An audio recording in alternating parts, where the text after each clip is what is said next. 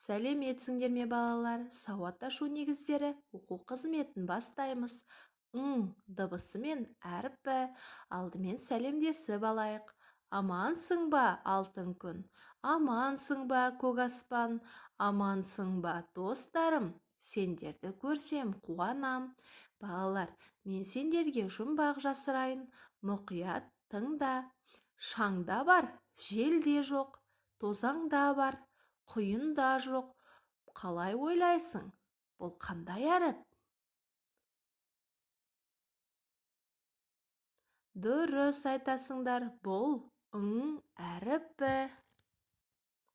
Н әріпі мен әріпінің айырмасы бар қандай? Оң аяқтың басына ол тұзақ іліп қалғандай. Ұқсастықтарын байқап тұрсыңдар ма балалар? Әріпін қалай айту керек?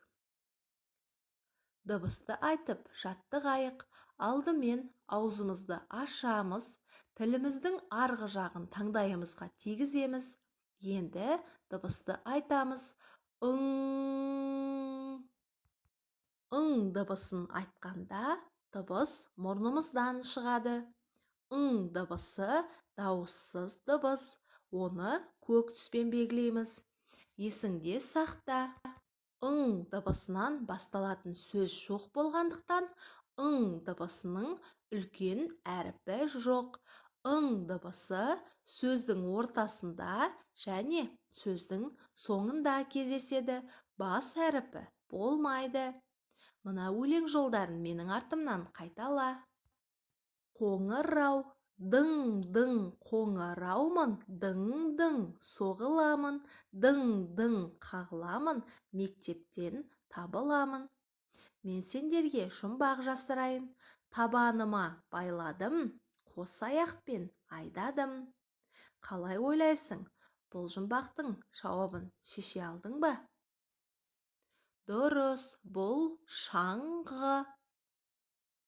Шаңғы сөзінде алдыңғы буында дыбысы естіледі.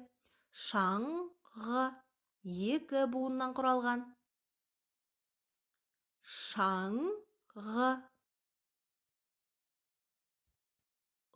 Дыбысы бар сөздерді білу үшін мына видеоны бірге қарап шығайық. Әріпі. Әріпі. Маңдай. Маңдай. Заң. Заң. Аңшы. Аңшы. Аң. Аң. Шың. Шың. Теңіз. Теңіз.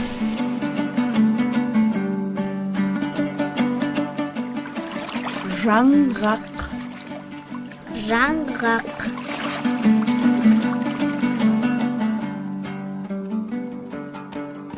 Шаңырақ. Шаңырақ.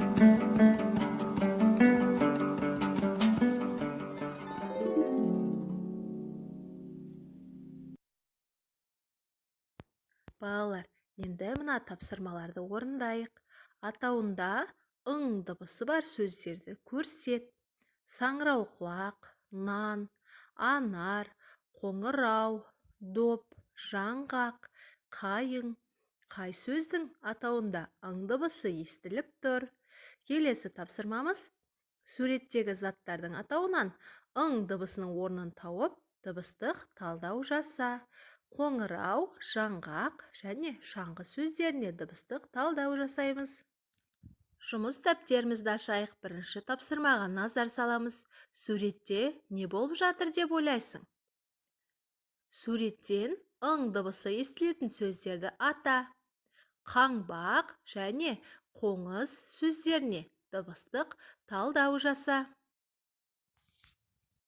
Балалар, мен сендерге қаңбақ пен қоңыздың саяхатын оқып берейін.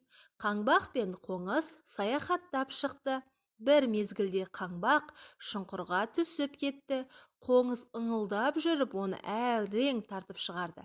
Осылай келе жатқанда деген дауыс естілді. Бұл құйын еді.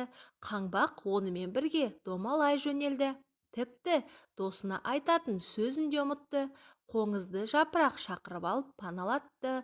Өйткені тырс-тырс етіп жаңбыр келіп қалған еді. Қаңбақ қоңызға не айту керек еді? Қоңызға не көмектесті? Табиғат құбылыстарының қайсының атауында ың дыбысы естіледі? Жауабыңды күтемін. Ың үнді дауыссыз дыбыс. Ың дыбысынан сөз басталмайды. Бұны есіңде сақтауға тиіссің. Үшінші тапсырмада қайсысының дауысы анықтаймыз? Шың-шың, дың-дың, ың. Бұл нелердің дауыстары? Қарандашпен сызып қосамыз. Төртінші, ың әріпімен таныс бол. Әдемі моншақтардан ың әріпін жаса, немесе қолда бар заттардан ың әріпін бейнелеп, маған суретке түсіріп жіберуді ұмытпа.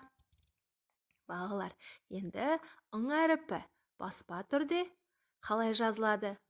Және де жазбаша түрде қалай жазылады? Мұны білу үшін мына видеоны бірге қарап алайық.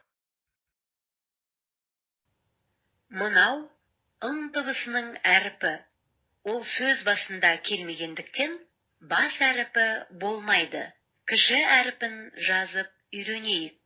Жазу жолының үстіңгі сызығына қаламыңды қой. Астыңғы сызыққа дейін түзу көлбеу сызық сыз. Сол сызықтың ортасынан оңға қарай белдік жаса.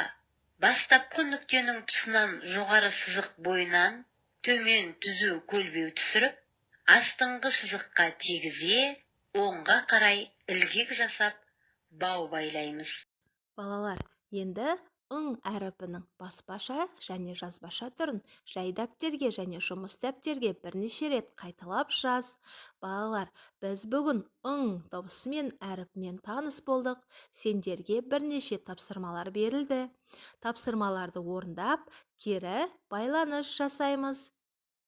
Балалар, бүгінгі оқу қызметі сендерге ұнады деген ойдамын. Ертеңге дейін сау болыңдар.